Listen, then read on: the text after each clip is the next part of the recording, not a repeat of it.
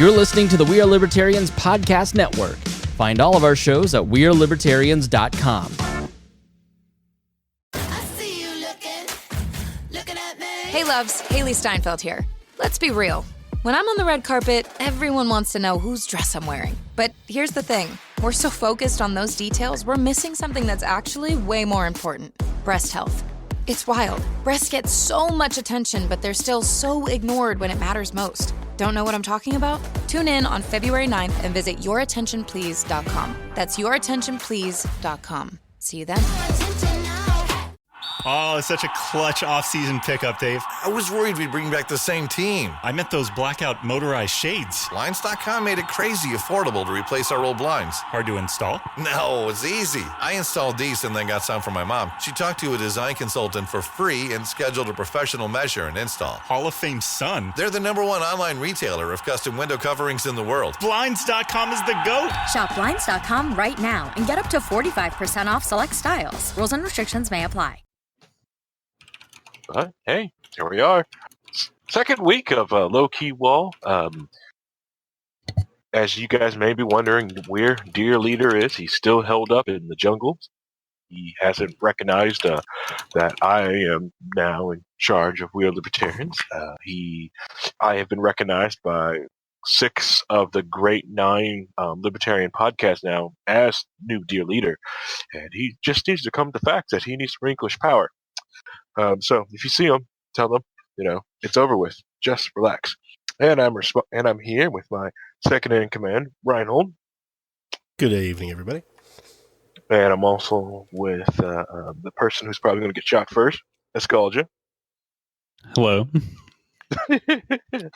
In French, and fresh from his re-education camp, we actually got Hodey in the room. Hello, comrade. See, you need to fix the criteria at the re-education camp. They keep coming out with fake Russian accents. No, that's just Rocky and Bullwinkle marathon on the plane ride home. The Boris and Natasha is just so imitatable. The Rocky and Bullwinkle marathon? Yeah. There wasn't a lot of choices on the plane. They had a Rocky and Bullwinkle marathon on the plane? Well, this was the re-education camp you guys financed was not close. That just sounds expensive. I just want to make sure we're spending the money wisely and we're not using it. It was bootlegs. Okay. Oof. Good thing we didn't spend real money on that. I'd be upset. All right. So today here on Low Key, I wanted to talk about a couple of things. One, as you know, it's the Edward Snowden victory lap this week. I don't know if you guys understand or remember that it's been, 6 years since Edward Snowden dropped the massive bombshell, and nobody cares. Well, some people care, but nobody cares. People are still on Facebook. People aren't using encryption. They don't care. They're fine with the spying now. They're fine. They're totally fine. Matter of fact, they're going to use the spying attempt to go after their political enemies that they don't like. We all knew that was going to happen. They was doing that in the 50s, 60s. True. We knew that was going to happen, JFK but it's still big with that. Yeah. But now you're sitting there and you're having to sit there and watch it happen. It's just kind of disgusting. You've always been so good about privacy, and I guess I'll admit, maybe I'm the person that just needs to care more, because I think for me, and I don't use this as an excuse to breach anybody else's privacy, but for me, I'm not doing anything. So have fun. It's not for you. Then it's not for you. The privacy and all that stuff is not for. It's the people that need it. There are people whose well-beings and the jobs that they do that they need to retain a set of privacy or anonymity, or that they are getting ready to be a whistleblower on a dark or terrible project that's happening. Yeah, they're the ones that need it. 100%. That was a big deal with Facebook requiring real names. Was that there's a lot of people who needed to be sort of anonymous so that they could get their message out. and communicate behind the scenes in areas that would have hunted them down and killed them, right? So they made some allowances for some people to have non-fake names, but for the most part, you're supposed to use real ones. Correct. Your real name, yeah. That was where I felt that Facebook acted biased in that regard, was because they would allow what they wouldn't allow somebody recording, behind the scenes police footage of them altering evidence unless it was under a real name to be aired. But they would allow Tina from Bob's Burgers. They'll let that happen as long as they're posting left wing stuff. Then it's fine. It was just like, wait, so the time when they need it, you won't let them have the privacy. But if they just want to post left wing stuff, then they can post it whatever they want. But you can post articles that refer to unnamed sources all day long. That's okay. Yeah, and that's the majority of what people do. I mean, that's what I do.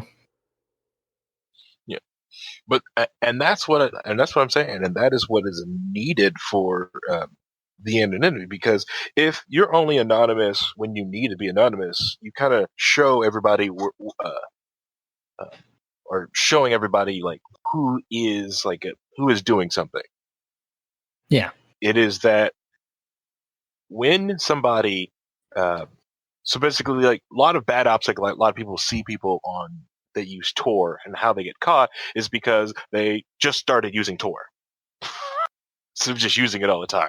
And that's how they get caught. They download the Tor browser and they use it, and then something happens or something gets leaked. So it's like, it's that computer, that terminal right there, and that's how they get found out. Majority of the time. Thankfully, it's so user unfriendly. I have no idea how to use Tor. I'm sure I would be in jail by now if I could figure it out. It is actually very user friendly. The main problem is most people just forget to turn it on. It's just a standard operating procedure. It's if you is that where I'm going wrong? Yeah, and the best thing a lot of people mess up with their OPSEC is they feel like they're too good or they got too complacent with it, and they don't use a checklist. All right, turn it on. Check that you got it turned on. Hey, Vincent Cooper. Hey, Wikikender. And that's where a lot of people mess up in their OPSEC. They think like, well, I have this, so I don't need to, I don't have to worry. But it's everyone using encryption, being anonymous. You do that to protect everyone that when they need it.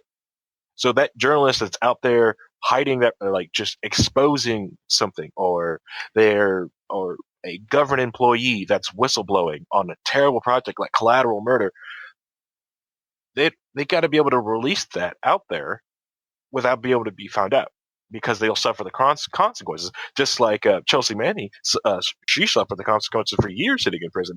And the only reason she is because Obama, what is it, not pardoned. What did he do? Not expunged. Commuted. Commuted, thank you. Commuted her sentence. Other than that, she'd still be rotting in that hole over there. Okay? And that's why I'm a huge privacy advocate, as getting people to, because a lot of this stuff should be commonplace, and people should just use it. So, it should be built into the operating systems that people can talk to VPNs a lot easier than they can, right? So you can go and sign up to NordVPN, pay $5-10 a month or whatever, and it's put on your phone and it's automatic and everything's encrypted. It goes out in and out of the data side of your phone, but it still doesn't stop the tracking of the phone calls and the texts and stuff that happen, right? So, I mean, that was one of the great things about WikiLeaks, was that we had a place where people could anonymously send information they want whistleblown. And it would get out there, and it was heralded as a great thing by the left when they were doing it against Bush. But the minute they used it against Obama or Hillary, then it's the Russian front. It's like the truth doesn't have a political party or something. Uh-oh. All right. Everyone says Rhinehold's coming through really low. Hold on. See if I can get that on the mixer board. Am I coming in low now? They say you're coming in low. All right. Let's just say some more bars for me, Rhinehold, real quick. Sorry about this. Teaching hospice. Working hospice. Can you hear me better now? I can hear you fine. I've been able to hear you fine the whole time. Yeah, I've been able to hear you fine. I don't know quite what seems to be going on the other end. That's very odd. But he says he can hear me fine. That's weird. All right. We just reversed roles from last week. All right. Sorry. Where were we? Well, you're good. So again, I love doing this. Let's play devil's advocate, though. How do you stop then somebody from slandering somebody anonymously, making up a bunch of stupid stuff? I mean, that's been happening for, since at least our country's history and probably since world history, making up a story, getting it anonymously published and throwing it out there and getting it published. And the guy's like, hey, I'm not responsible for the story. Some anonymous guy told me that George Bush's dad is a lizard person. Well, journalism used to have some rules where they had to follow, but lately they've been ignoring those rules. It used to be that you had to have independent confirmation on a story. You had to have somebody who would go public on it, and you use the unnamed source to get somebody else to respond to it, to get them on the record for it.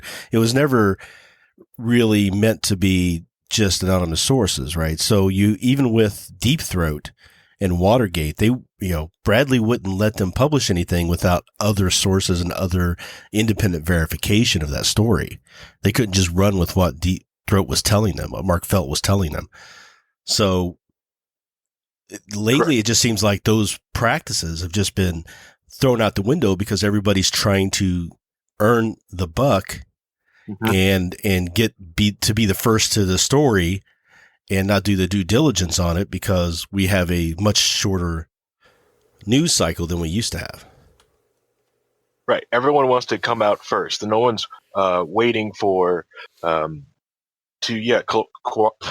collaborate the sources. So just like Collateral Murder, they took it and they went there and they tried to figure out, okay, well, they got this anonymously, and now everyone's trying to verify, like, hey, is this true? They went through different handles, look at the pictures, looked at the military reports, like, okay, and verified, like, okay, this thing is real, or as real as we can tell, and then they put generals on basically it was like, hey, what's your information on this? Oh, we can't do that, and that's how the story developed. Now, from trying to stop someone saying something anonymous on the net and posting like slanderous material,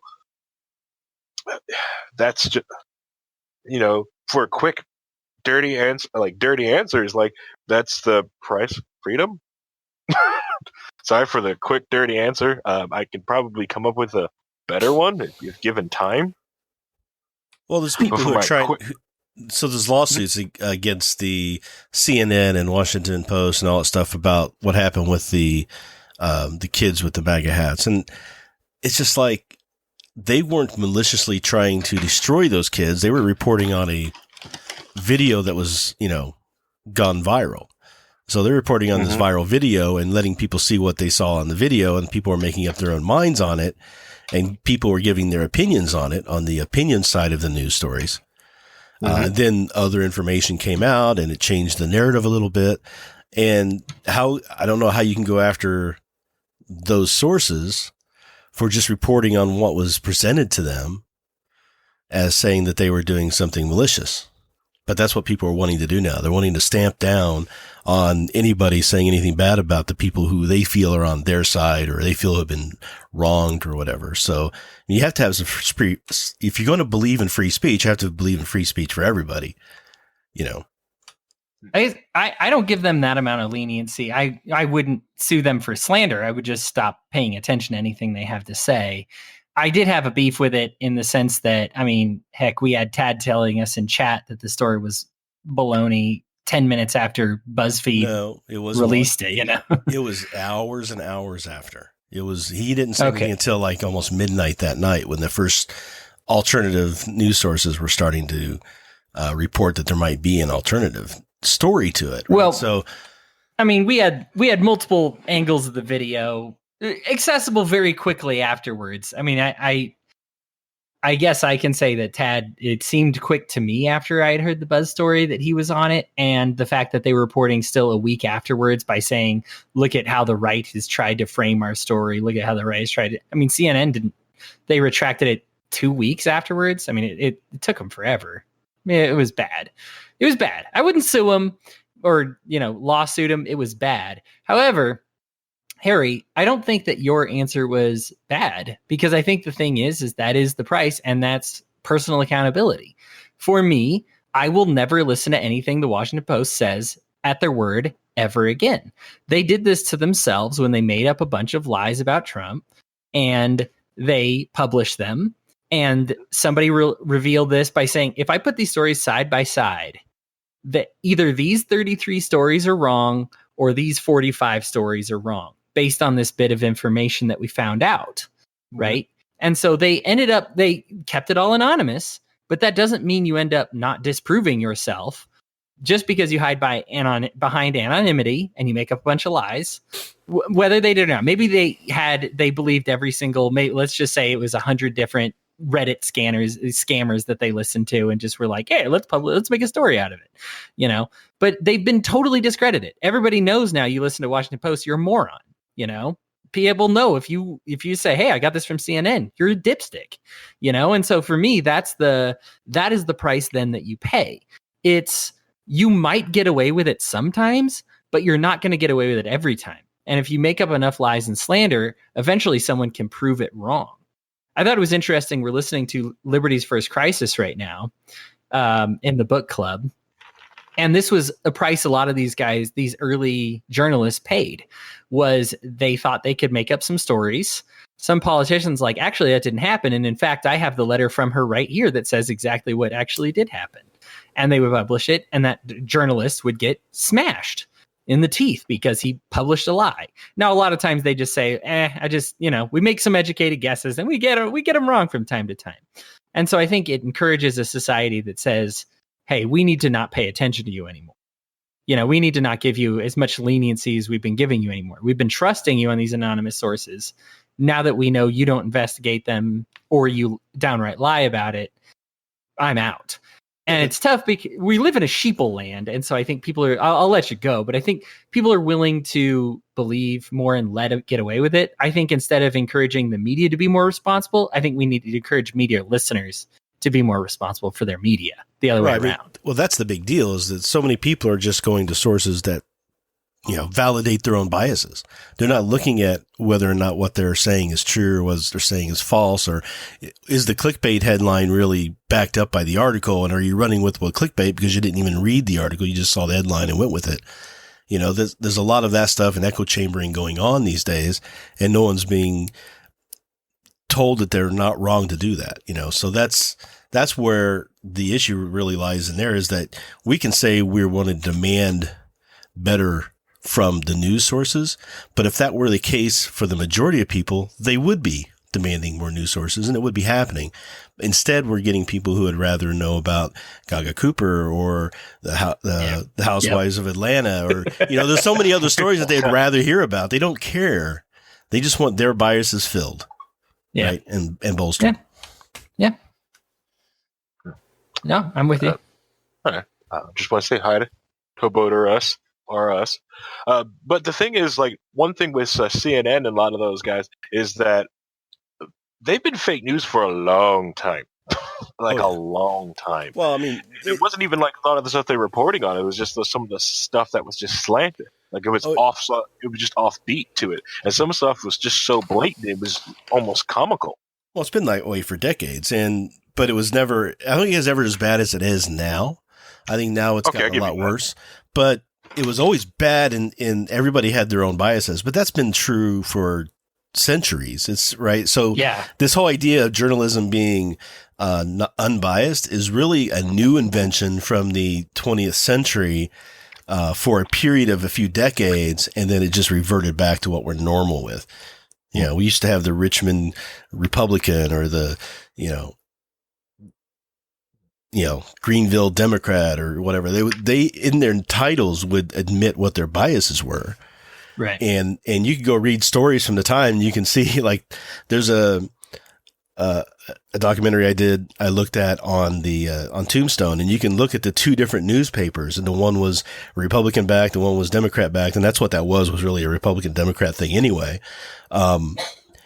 And when you go look at it, the stories in those two newspapers are so different because of the way the reporting was done.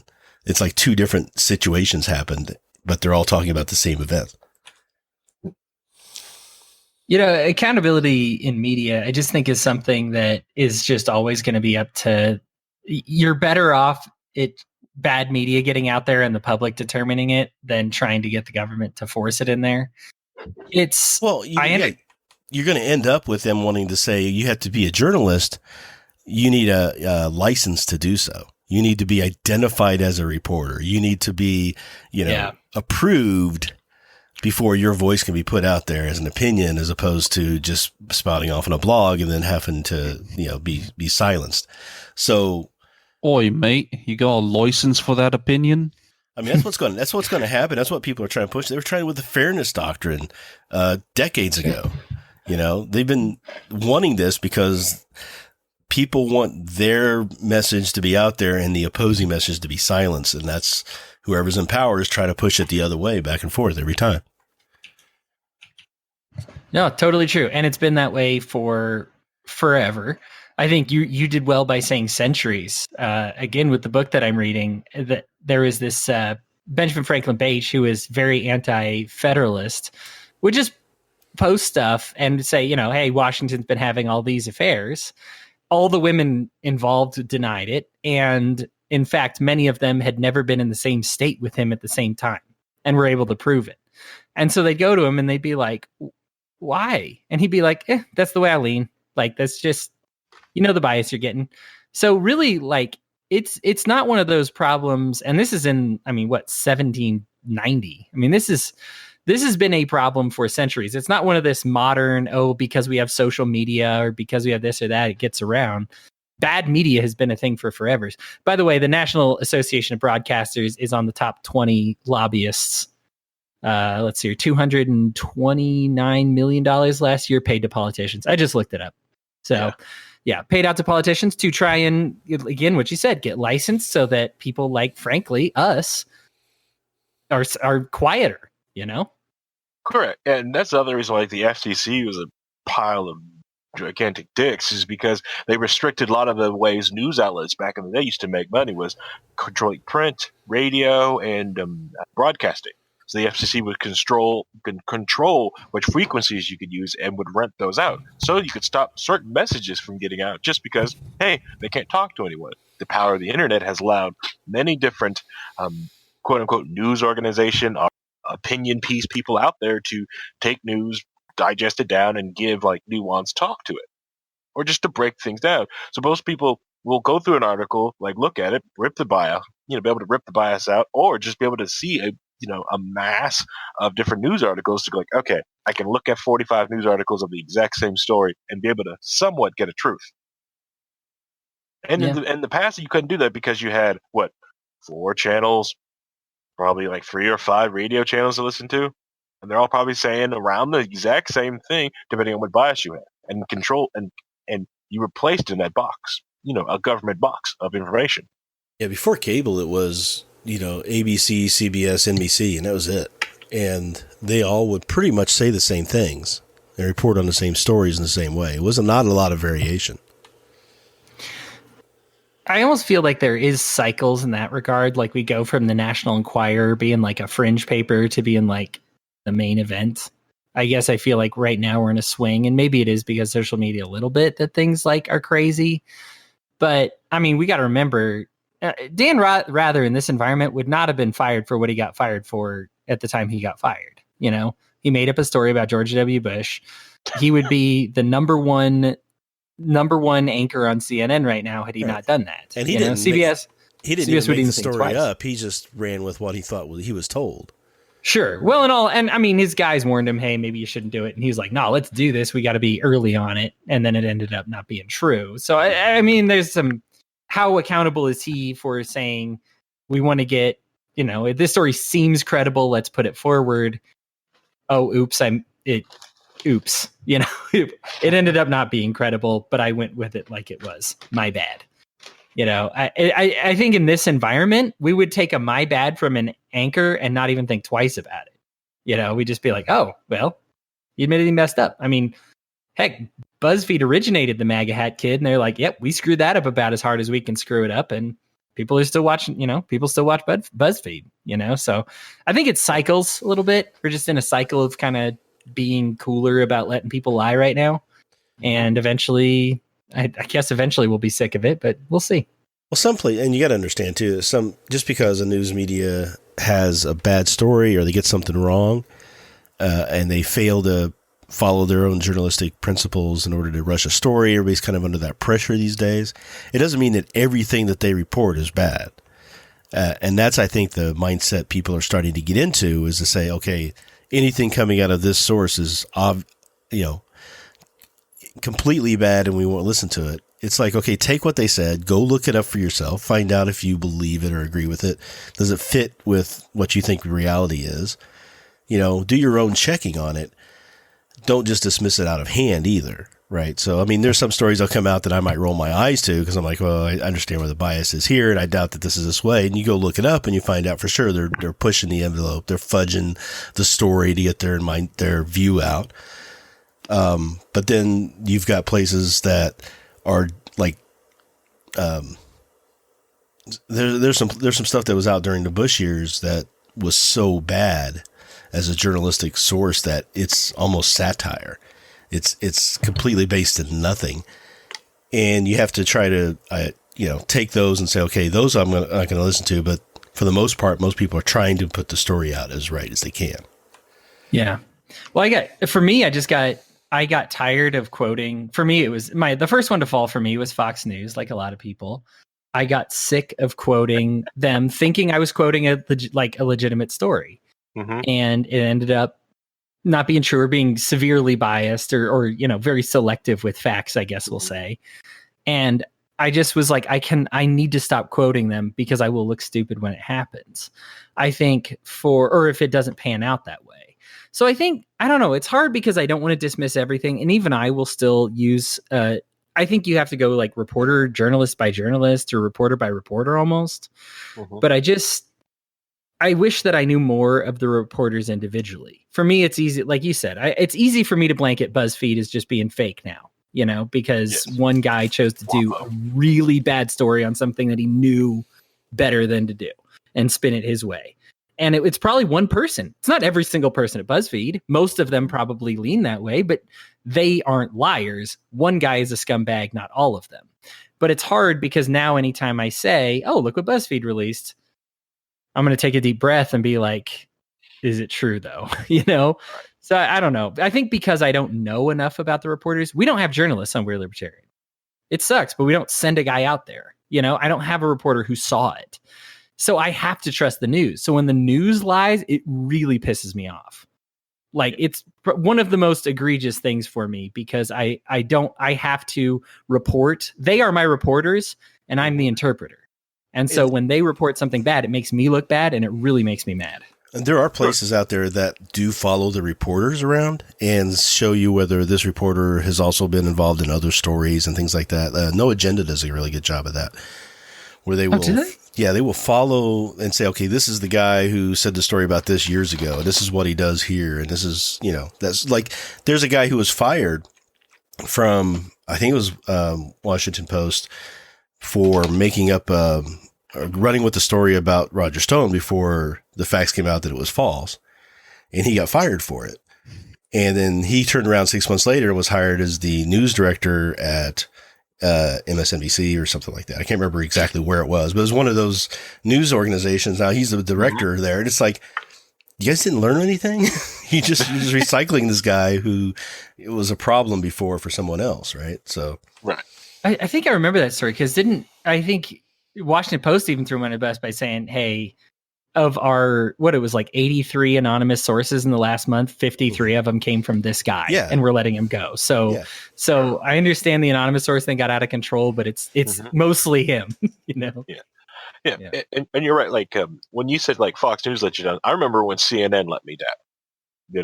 like watching, like having news come in or selectively added, like they selectively picked facts. I think one of my favorite one, or the Indie Star. Like, to me, I liked print media. For me, I always thought that if someone took the time and effort, especially in this day and age, to put pen to paper or printing paper, right? This had to be research. This took a while, so you might as well make sure this is the best thing that you could put together. Well, even that gets wrong sometimes. Indianapolis, I think the Indie Star, when Indie Star did that whole food desert thing in Indianapolis, and then it stinks when you watch a news organization that you did trust. You watch them do that, but all that does is, one, should reaffirm that you are reading this article with a critical mind, and you're critically thinking as you're reading this article, so that you can pick up these things.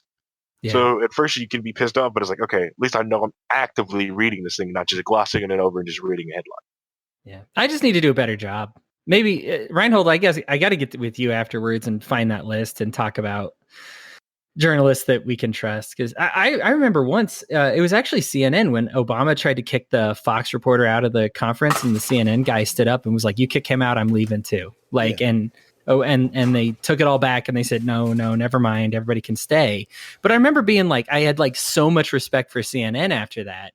And then it was all gone. But I think that's because it's not CNN, it's not Fox News, it's this guy, it's that guy. And I need to identify who those good journalists are again. I have no idea now. Well, I think the best journalism I've been finding is on The Intercept. And even then they get a few things wrong here and there, but for the most part, they source everything and do a really good job of finding out the details. And I usually kind of start there first on any type of, if I read something in somewhere and I go look at The Intercept and they've got a wholly different, take on it, then I can go, okay, let me look and see and start putting things together. But I learned a long time ago to do that. I mean, I used to write for Watchblog, and the whole point of Watchblog was to have Democrats, Republicans, and independent libertarians all on the front page together in three separate columns. So when you went to the page, you saw stories from all three mindsets. And it was us writing, it was opinions, but it was still us writing these articles. And you would see an event happen and you would see the left's version of it, the right's version of it, and the libertarians' version of it all on the same page. And then you could start seeing the differences. And that's when that's when you start noticing that. And then Real Clear Politics does that, where you go to their page and you'll go down the list of the op-eds and it's like, here's a left source, here's a right source, here's a left source, here's a right source, and it's they're all saying like, this is a good thing that this has happened, and this is the most horrible thing that happened, and they're talking about the same thing. So you can get both mindsets, and you start reading them and putting together your own opinion based off of each side's. At the UPS Store, we know things can get busy this upcoming holiday. You can count on us to be open and ready to help with any packing and shipping or anything else you might need. Is there anything you can't do? Actually, I don't have a good singing voice. The UPS... Nope. But our certified packing experts can pack and ship just about anything. At least that's good. The UPS Store. Be unstoppable. Most locations are independently owned. Product, services, pricing, and hours of operation may vary. See Center for details. Come in today to get your holiday goodies there on time. This episode is brought to you by Abercrombie. There's nothing better than the perfect jean and going out top combo, or an outfit that perfectly matches your plans. Abercrombie's relaxed jean goes with every occasion. Date nights with something lace, or daytime with a cozy sweater. And their barrel jean will surprise you. It's the trend that will become a staple in your wardrobe. Abercrombie denim comes in tons of rises, fits, and washes. Find your perfect pair online or in store. You found your person. Now let the Knot help you with everything else. The Knot connects you to the wedding inspo, vendors, venues, and planning tools you need to make your day totally you. Having helped plan 25 million weddings, we've got your back when it comes to every little detail like RSVPs, budgets, and more. Because your wedding comes to life with the connections that matter the most. Get started at theknot.com/audio. The Knot. Let's plan your wedding together. Presentation of the story. Yeah. Well, I think people push for unbiased, and I don't know that that's achievable, because I think if it's just stats, I mean, there would be no news story. It's not a story. It would just be, here's a video clip or here's a statistic, and that's it. And so I like the concept of saying, here's 3 people, all admit their biases, all see the world in a different way, and here's how they see that world. Harry, what you said about written stuff, and I think that if somebody will sign their name on it, it's much more valuable than somebody just saying it. If you guys listen to Boss Hog of Liberty, a few weeks ago they had Travis Wyke on the program, and he was he's the editor of the Courier Times, and talks about how he keeps his newspaper alive in this digital media era. And a lot of it is because anything he knows he puts in the newspaper, yes, he has to wait 1 day and he has to print it. But if it's gotten to the point where he's printing it, it's fact. And that's kind of how he keeps it alive, because everybody can use his paper 100 years from now and say, I know this happened. And that's how he stays alive. So I think there is something to be said for written. If somebody's willing to put their name on it, it's much more valuable than somebody tweeting about it, I guess. Well, and it used to be that when we did have just the 3 major news sources out there, the ABC, CBS, NBC, they would basically come on for half an hour, report the basic facts of what happened, and that was it. They let people decide on their own what it meant.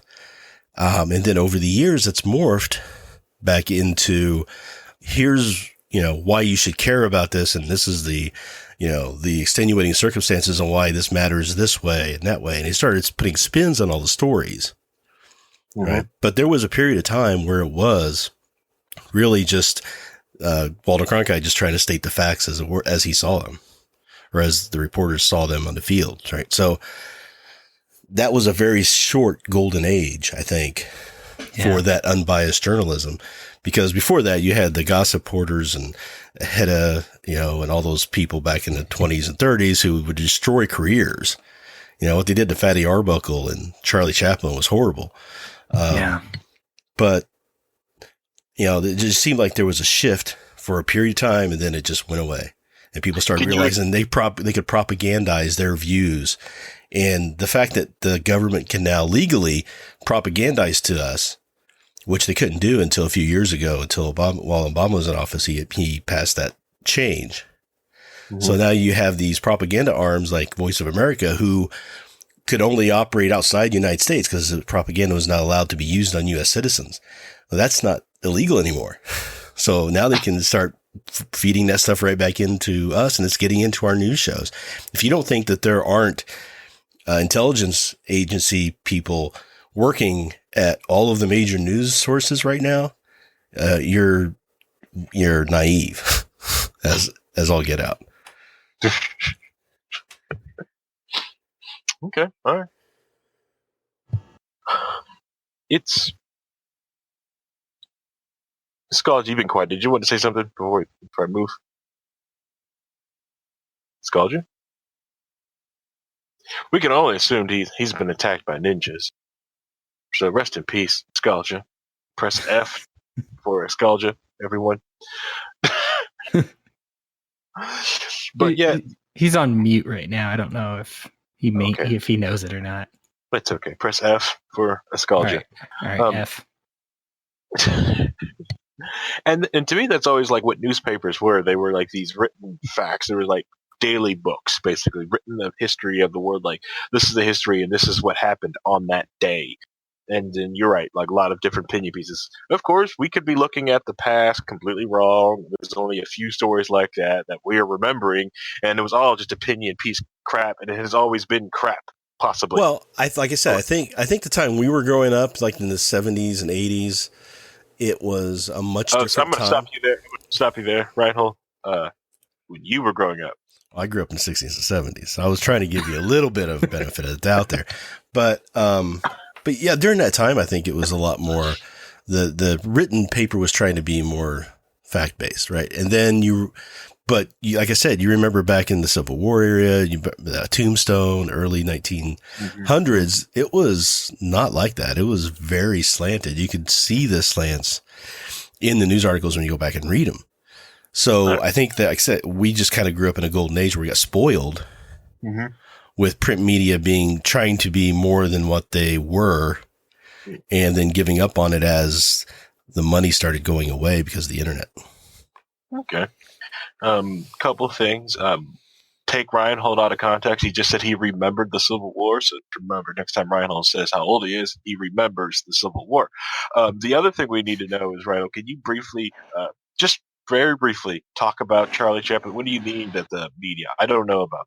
Sorry. Only thing I know about Charlie Chaplin is just some of the comedy videos that I've seen. So what did the media say about it?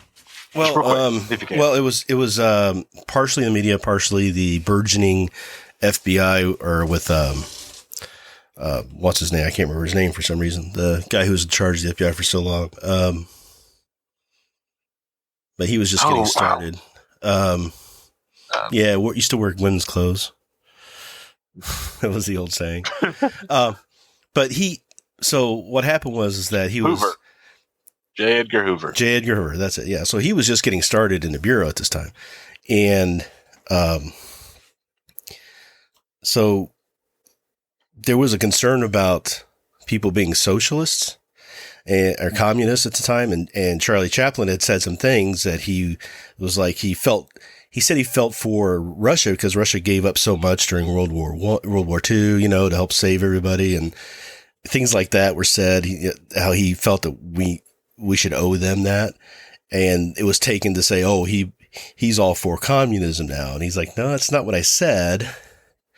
But they just started twisting the things he was saying. So where it got into the FBI, where they were looking for a reason to kick him out of the country. And on top of that, he had some issues with some women who were, of younger age, as it were. But he got accused of being somebody's father who he had never slept with. And the courts were clear that he had nothing to do with it, but they still, because of the pressure and the media attention at the time, he was ruined and made to pay support for that child. Oh, wow. For 18 years, whatever. So, and then when he went to go back to England on a trip, his passport was pulled the day after, and he wasn't allowed to come back in the country.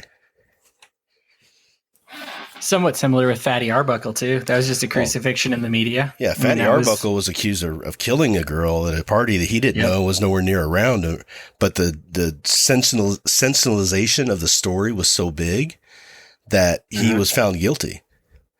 And his career was over. Oh, no, I thought they... did he find him innocent? I thought he hung... Yeah. After 2 trials of hung juries. That's right. Yeah, that's right. On the third, they finally found him innocent. But, at that point, everybody... ruined, yeah, I mean, and at the time, and it's funny, is people, Fatty Arbuckle, I think, is pretty much dead to history for most people. At the time they got him, he was by far the number 1 paid actor. And well, him and Charlie Chaplin were both, and they appeared together in some movies early on. So it was kind of neat to see. I watched some old documentaries recently, and I was watching them two together, trying to outdo each other in a scene. They could tell they were ad-libbing the whole thing, and they were just trying to one-up each other, and it was hilarious to watch. But, I think him and Charlie were both like the number 1, number 2 back and forth for a long time. Yeah. He was making $1 million in 1920 a year. So that's something to think about, right? Oh. Yeah. I mean, that's Babe Ruth was looking up to him. That's a big cash.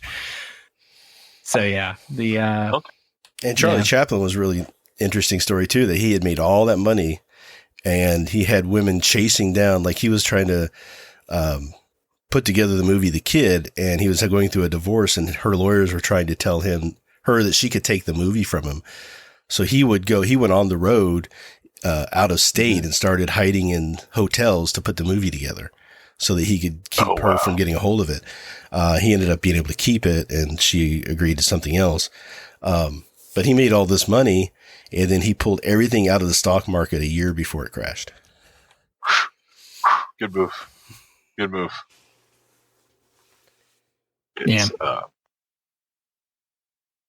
1920s actors. You knew Low Key WAL was going to get hot.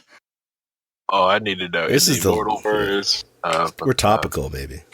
Yeah. Of Kanye West is holler, we want prenup, we want prenup. Dang, he's gonna take his movie. That's cold. That's just mean. That's just vindictive. It was scary. He was funny because every documentary about him will talk about that period of time where he's editing the film, lugging around crates of reels from hotel to hotel, trying to keep ahead of the private agents trying to find him. And then he spent like 2 years making what I argue is the most romantic movie ever made, City Lights. So, that's the most romantic movie to you? It is. I think it's the most romantic. A lot of people will remark it. It's probably the most and first romantic comedy, period. I can't watch the end of that movie without crying. I don't know anybody can or how they could. Oh, wow. I cry over dog food commercials, so I mean, I'm probably not a good candidate to try and you should watch challenge this movie, myself there. It's the last silent movie that Charlie Chaplin did because it was talkies were already out at the time, and he refused to do talkies with the Tramp. But it's a masterpiece, and the fact that he took so long to make it work right is a testament. He was paying his people. That's the other thing too, is that all the people who were ever on his payroll got paid, whether he was working or not. He still paid them weekly anyway, because they were all loyal to him. Oh, wow. That's a good guy. Didn't Jackie Chan have like a stunt group? And he still does. They all made the same amount of money. Something crazy. Yeah. He was part of a group. Yeah. He still does, has his own group. He was part of like that. And that's just how that whole like culture that they had out there, and it's another reason why Jackie Chan still does tons of movies, but he does them over in China because of the control and that the group that they're able to do things. They'll like having Jackie Chan talk about the way he does movies over there. It makes it's no wonder a lot of American fight scenes are just such garbage, or movies are so garbage, because they're just so like, quick, do this quick. Just screw it, do it CGI, just keep moving. Well, Jackie Chan just sat there like, all right, they spent 8 hours. Like, if you watch the Netflix movie Kung Fu Yoga, there's a scene when they're flipping around a briefcase. It looks like it was seamless, one take, and they did it really quick. That was a day. It's an art, right? I mean, isn't that what we originally paid for? Art. Yeah. It was art, and it was like, you watch the movie, then you watch the document, and they're talking about it. It's like, you have to watch it again. Like, I can't believe they spent a day on this one scene, but you almost appreciate the movie even more. That's like with Charlie Chaplin. He was having problems in City Lights. If you've seen the movie or you're going to see the movie, there's a scene at the very beginning that hinges on a blind girl thinking that he's rich, and he couldn't for the life of him figure out how he was going to make her convinced that he was rich. Right. And he spent a year just baffled over trying to figure this out. He'd take after take after take, just working it through. Then one day he was in his office and he heard a door slam, and he's like, oh, that's it. Getting out of the car, slammed the door, that made it work. And if that didn't work, the movie doesn't work. So he was dedicated to finding that. And the girl who was playing the blind girl, so she spent months just sitting in her dressing room reading books because she had nothing to do, but she was still getting paid. That's how much the art meant to him. He financed all of his movies himself too. Wow. He never borrowed. I'm kind of glad I'm really glad I, poked this lead that was buried and uncovered all this about Betty Arbuckle. So I'm sure, I really hope a lot of you guys go and look it up. Hopefully, anyways. Just remember, get that prenup. This is from the autobiography of Jeff Bezos. Things that you need to learn from me. No, snaps. The cover section on how to take a pic. Yeah. No matter what. Well, no, it's kind of different for Bezos though, because she was there, she was working for him though. She got the startup money from her parents, right? Right. Yeah. that's a completely different story. Yeah. That's Oh yeah, I'm just taking a cheap shot joke. I know, and I feel bad because then I kind of like just walk through the joke. And that's really part of the problem, is that you have the situation where you have women who are just after a guy's money, and then you have women who legitimately gave up everything that they could have been and wanted to be in order to support her man to go do this thing, and then he gets tired of her and moves on. She deserves something. So then you have to go on an individual basis and say, okay, is not, you can't make a blanket ruling and say, all women get half every time. You really kind of have to do it case by case. Mm-hmm. Mm-hmm. If you want to see how unequal the government applies justice, look how far they will go to trace petrodollars and try to get justice for those. And then look at how little effort they will spend on domestic dollars and trying to say whose was whose. They're just like, I don't care. They just don't care. But there's, hold on, I don't know if you ever seen the little blog post called "The Unknown History of Misandry." It is a great, how can I put it? It is a different look at history inside the United States of just some of the, it just kind of like just turned, it's just different part of it, just unknown talk, the way people talk about different things, and it'll adjust you a little bit. It's weird. It is different. I will drop it in the Low Key WAL chat for anyone who wants to check it out on the Discord. It's different. I recommend the read. I'm not going to pull any of it up right now because a lot of people's, how can I put it? There's sources and categories and stuff you can research on it. It is just, it just shows when, to me, it just gives like different like aspect, because when people talk about like how awful men can be, well, you know what? Humans are awful creatures. A lot of people screw people over, just like any guy will screw over like their wife who's get up their best year for them and help support them, got them through med school and leaves them for like just a secretary. That's awful and crappy. But that's another thing, and also understanding that relationships can ebb and flow into different things and different parts of attraction. Different things are just lying in a communication with each other. You want to know about some of the really sick things people can do? There's a song by Jonathan Colton. I love Joko.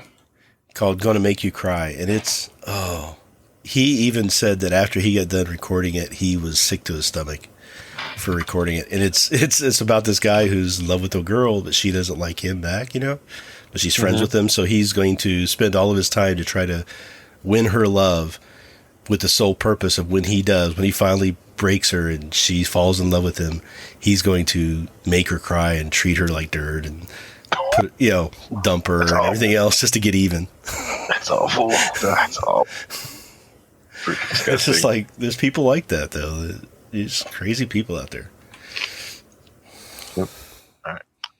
And it's hard to talk about gender issues without like taken a side or like starting or seeing it as sides, I guess, like, because it just becomes so, I think it's hard to not feel personally attacked on one way or another. And so it becomes, I think for me, it's been a journey to even where I'm at right now. And even then I don't know that I do it right, because my brother, who's very keen on these issues, will be like, hey, by the way, when you talk about women like this, discuss it like this and not like what you did on the show. And I'm like, oh, okay, I'm sorry. I didn't think about it. Well, it takes time sometimes to see things from another person's point of view too. So when, one thing that really stuck out with me a long time ago is I was just starting to date my current wife, and she had a wreck. So she took her car in to get worked on, and she went in to ask them some questions about it. And she would ask the guy the question. The guy would then turn to me and answer. Oh, yeah. And I'm just I see that. dude. Yeah, working in restaurants, I see that all the time. Like, let me tell you what she wants. Or she'll start to order and he'll be like, she wants the number 3. And I'm just like, Well, my wife okay, would prefer me to order for her. She tells me what she wants, That's and I do fine. the order, but I wouldn't do it Yeah. without her, asking me to do it. You know what I'm saying? Or stop her. Right? Yeah. Like that. Yeah, it gets crazy. But well, you talk about relating. I think it's hard because I think it's hard to not feel attacked. I know for me, a term that I used to use all the time was the nice guys finish last thing. And it's because, well, now hold on, hear me out here. It's because I was in college and I was trying to date, and I guess I was some kind of incel or whatever, and nobody liked me. And I'll admit it. You know what I mean? Like I was looking for like a relationship, and everybody else is looking for a good time and not really a relationship. And I would go and I would try. I'd try at bars. I'd try at my Bible study. I just try. And I'm working on finding. I worked on finding that connection. And ultimately somebody that I cared about, like a friend. I'm not just like trying to date anybody, I would be like, oh, this person, we have a lot in common. Let's see if something could happen here. Would end up banging some rando in the bathroom and then crying about it the next day later. And I'm there picking up the pieces. And that's what I meant by it, and she never owed me sex. Like I never, and I feel like that's how it always comes off. It does. But I just but that was my first assumption. I will say, I will be truthful. That was my assumption. No, and I understand why, because that's whenever you see it, whenever people take the screenshots, it's some beta whatever trying to guilt some girl and being like, give me nudes. No, nice guys finish last. And it's like, what? How I used it was always, here I am, like I've got my life together. I am a homeowner. I'm trying to like do all these things, and I know this is like kind of Great Gatsby. Like, I know you can't earn somebody's love. I get it, right? I get that. And they have the right to bang whoever they want in anybody's car, in anybody's bathroom. It doesn't matter. It's not. I should not be mad, but I still feel like I should be able to talk about that experience and have some verbiage to talk about the experience of people like me, because the people like me, my experience was not unique. There is a whole group of incels, right?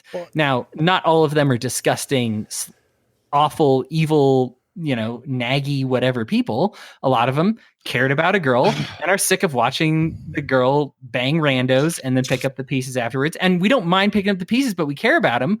We care about them going out the next day and doing the same thing again. And it's like, why are they the right people? Why am I not? You can't fix people. That's the problem. So the problem happens, I think, a lot is when people are a younger age and they mature a little bit faster than their peer groups do, right? So then you have women who, you get your life together, you think you've got everything figured out, and these women are just trying to figure out themselves. They don't know who they want or what they want. When you talk to women, they realize when they get a little bit older that the type of guy they're really attracted to are the guys who have it all together.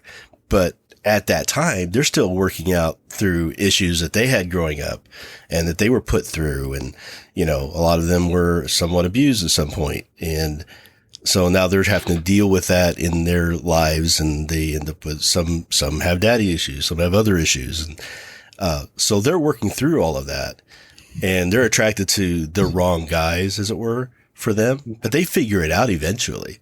Yeah. So it's not a case of they finally coming around and realize you're then a good guy. It's just they finally work themselves through a point where they realize that they're attracted to the kind of guy that you were the whole time.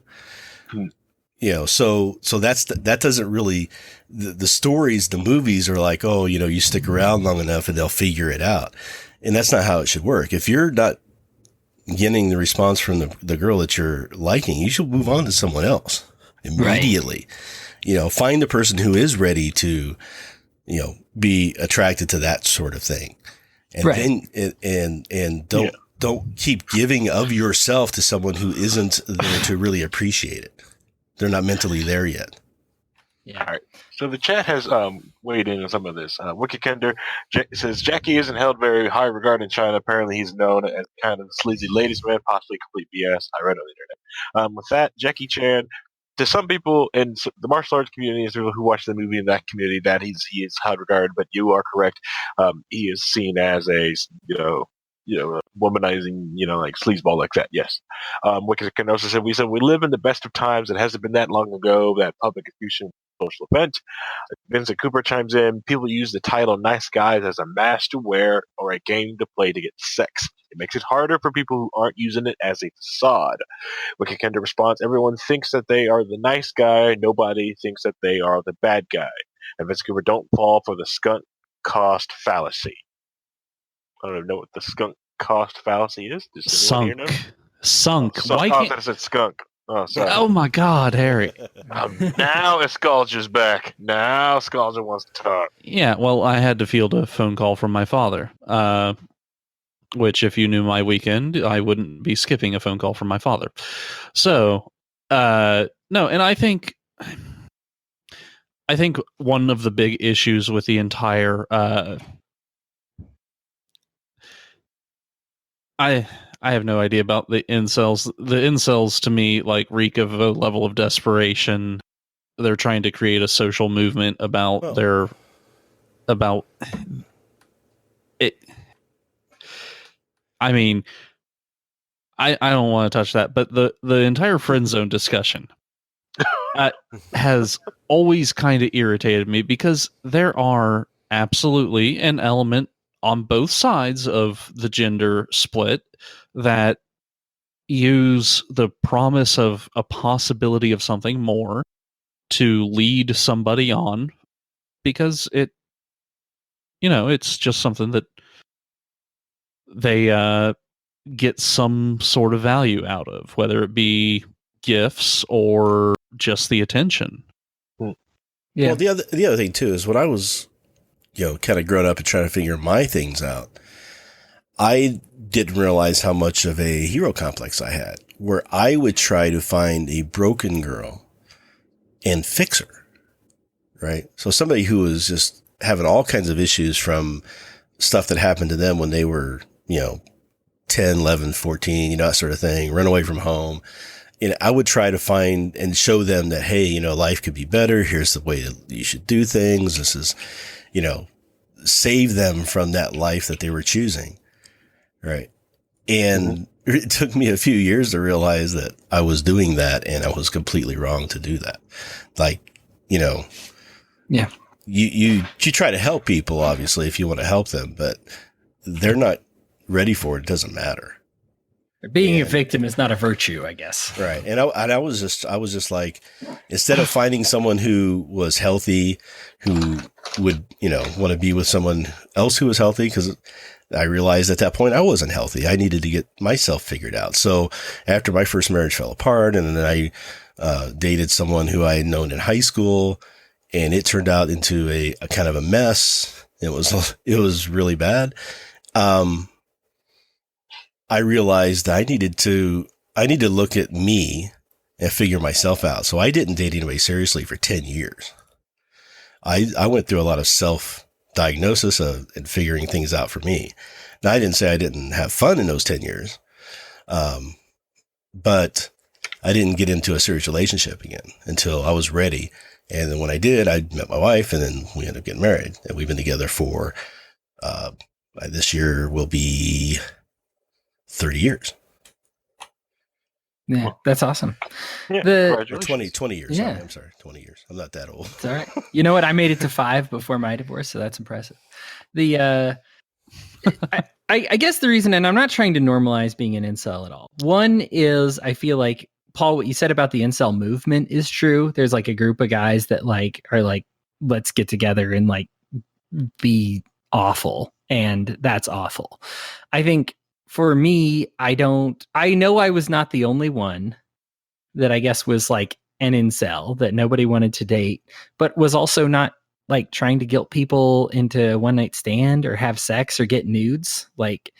And so it sucks, because then when you're like, oh yeah, I'm trying to date, but not successfully, the first thing you hear from people, and you're like, yeah, I'm a nice guy, but it's not working out well right now. You disgusting pervert, you aggressive alpha wannabe, and you're just like, whoa, what did I do? Like, what did I just say? Like, apparently I've said some trigger, because I was just trying to talk about my experiences, and now everybody hates me. And now, Rhinehold, what you said is absolutely on target. I should not have been targeting the women I was targeting, right? Like these women that I would give my heart to, we're not worthy of my heart. They did not value, I guess I shouldn't say worthy. They did not value what I brought to the table. They value what they call the dark triad, right? Those sexy, mysterious, whatever guys. And I needed to give them time or whatever to either figure it out or heck, not figure it out. If they want to date somebody in a dark triad, that's fine. You know, well, it's something I tried to explain to people a long time ago is that when you are in love with someone and they're not loving you back, you're not in love with them. You're in infatuation state. Yes. You're having feelings that feel like love to you, but true love is going to be reciprocated and evenly given back and forth. Anything other than that is something else. And people will get caught up and hung up on that word that I'm in love with this person. And they convince themselves to go through a lot more than they should go through. When if they would just realize that it's a different thing and they need to see that, then they would be a lot more motivated to walk away from it and find someone else. How do you control it? Well, words have power. When you tell yourself that this isn't love, that I am not in love with this person, I'm just infatuated with the idea of being with them. Mm-hmm. I've said those words to myself crying in a shower many times. Right, but you have you can gain power over them at that point and say, no, I'm not going to let them beat me. You know, and that's how I always saw it and that's how I got past that point where I would just say, I'm not going to let them do this to me anymore. Yeah, I know they're not outwardly trying to hurt me, but I'm not going to let their indifference to me ruin me anymore or have control over me anymore. I control me, nobody else, nothing else, only me. And then I'm not going to let the bastards win. And that phrase, not going to let the bastards win, has helped me through a lot of things that I had to work through my life. Because I grew up with bullying issues and all kinds of things. And I gained power over all of it by realizing that the only person I can control is me, and letting other people have control over me is wrong. And I have to give myself the control, and how I respond to things is all on me. I've said the exact same things to myself to get myself over different things. The other thing I also say with a lot of young men, which a lot of them won't, a lot of people will brush this aside, but they have to understand that just like males also have, you have hormone imbalances. You'll have too much testosterone at some times, and you will, it's not that you're loving, it's just that your hormones are wanting something that this person is putting off, and that's what you really want. That's it. I was dying for consistent companionship. I mean, it's sad to call myself incel because that implies that you're going after sex. I wasn't going after sex. I wanted a relationship with somebody. I wanted somebody to love me. And that's why, and one of the different things would also affect like men is that the lack of human touch a lot of different times. So a lot of ways that men get human touch interaction is by being in a relationship, because men for some reason don't like touching other men. They have issues with it. Like I have no issue like if men hug me, I don't care. And I get issues like when when some guy's like, hey, is it okay? I'm like, it's perfectly fine. You can touch me. It's okay. We're friends. We can touch each other. It's so that's a lot of guys who feel like they're depressed. They just can't get this woman. They chase this person. I tell them, you know what will really help you out? How about some nice, gentle exercise? Pick a Brazilian Jiu-Jitsu class. The main reason for the Brazilian Jiu-Jitsu class and why you see a lot of BJ gets kind of happy is because they get a lot of touching.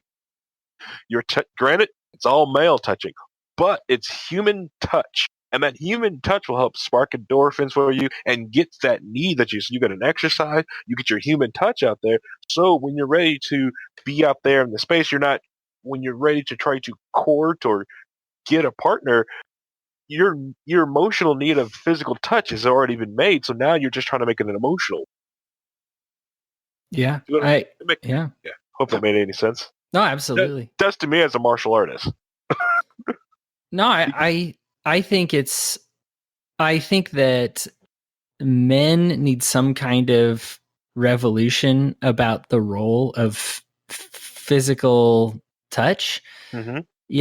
Outside of just how it relates to women, also how it relates to other men, also how it relates to yourself and one another and everything. It's one of those that I did not understand for a long time. And when I was going through a really hard time and going through my depression and just all the difficulty there, to have a guy, and I was lucky because I didn't know I needed it, but who would, a guy friend from church who would take me out to lunch, who would talk with me, who would hug me, who would, you know, shake my hand.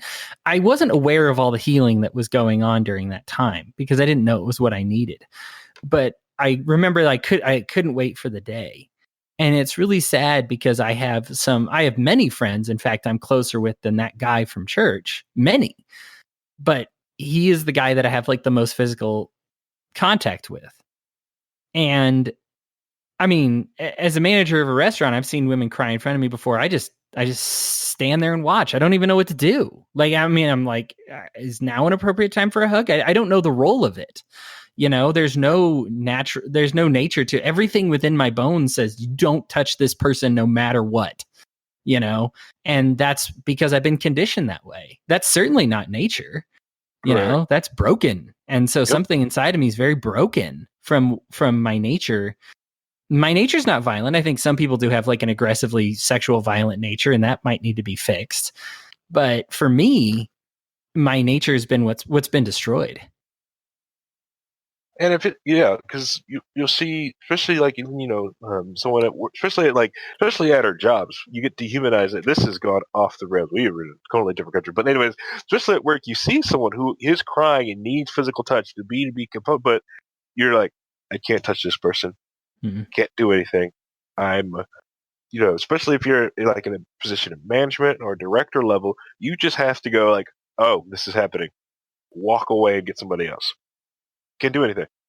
Yeah. And it beats me up inside because I can't do anything.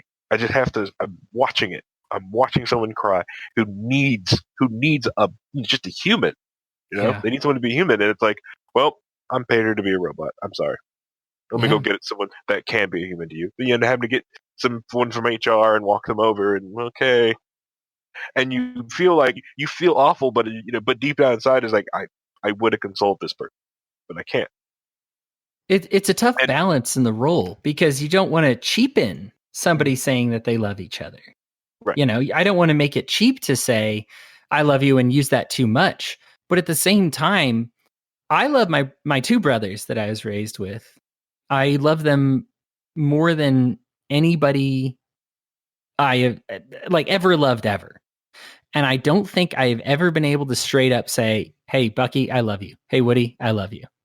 You should know. There's a hentai for that. Hey, we got somebody else on the call. We sure do. Yes. We got Rencia. Hi, Rencia. What's up? Made some hamburgers, made some taco sticks. What's taco sticks? We're just talking about feelings and how dumb they are. Yeah, I honestly, like, you're right. You don't want to cheapen the word love, but it'd be great if guys would say that to each other or hug, or saw more guys hug each other. Like, hey, bro, I love you. It's okay. It's fine. Okay. Well, there's a difference between trying to make it not cheap, but also not making it extinct. I mean, right now, that is extinct from my world with other guys, is telling them that I love them. Yeah. And telling them how much they mean to me. That's gone. Yeah, and this is something that's happened recently, like the last 100 years inside of like male culture, male society. You can go back to tons of different photos of men, basically cuddling with each other back in the early 900s. You can see them arm in arm, being completely close with each other, and that just kind of has died out in male culture. Yeah, it's sad. Part of it is. I wonder if part of it is, and part of it I understand. I think when I took psychology, I understood that there's a nature within men to compete with one another. I'm not trying to offer you comfort. I realized when I took the class, and it was just a 101 class, but you know how when they take Psych 101, like pretends they understand everything about the universe. Mm-hmm. And I probably have had a little bit of that feeling after I took it too. But I just realized about myself how much I would try to compete with other men, as opposed to say, man, that is so awesome that you did that. When some guy's like, oh, I'm so sick right now. Instead of me being like, dude, that stinks. Like, does it hurt? Instead I've been like, oh, 2 weeks ago, I got even sicker than that. Like I don't know why. It's this natural like one-upsmanship, but instead of encouraging them, my brain says compete with them. You know, something's messed up on the inside there. I know. And I think men need a revolution in masculinity and understanding like what it is, because it's not masculine to compete over nothing. That's empty-headedness. If anything, that's emotional foolishness, you know, but my brain can't tell the difference, you know, it's brave to tell somebody that you love them. It's rather emotional to overthink it. I mean, almost feminine to overthink it and say, I'm not going to say it, even though that's how I really feel. Right. That's what we accuse girls of doing all the time. But I do that all the time. I do that with guys, you know, and so it's just something that I feel like we need to, I want somebody smarter than me to do it, because like my experience is Psych 101. I need the Psych 401s to start writing books, and I'm sure they have, and I just haven't gotten around to reading them. But, you know, I'm sure Sarah's going to listen to this episode and give me 8 books, but, you know, things to tell me, you know, about how to man better, I guess. Freshman philosopher. Well, I've been reading a book. It's called The Subtle Art of Not Giving a Fuck. And I would recommend that book. Okay. Right. The Subtle Art of Not Giving an F. Yeah. I think that's on our banned Utah list. I'm not sure if I can even get that here. Oh, check Audible. All right. So back to the chat. I just let's see. Wiki Hender goes. I just recently had to offer guidance to my teen daughter. She split with her boyfriend because it wasn't fair to him that she didn't feel as he did. She didn't feel as well. It was tough as a dad. Wow, that's going to be rough. Not looking forward to that. Wiki Hender said, agreed, Harry. I went through a tough time when I've never touched anyone. It does drive you crazy.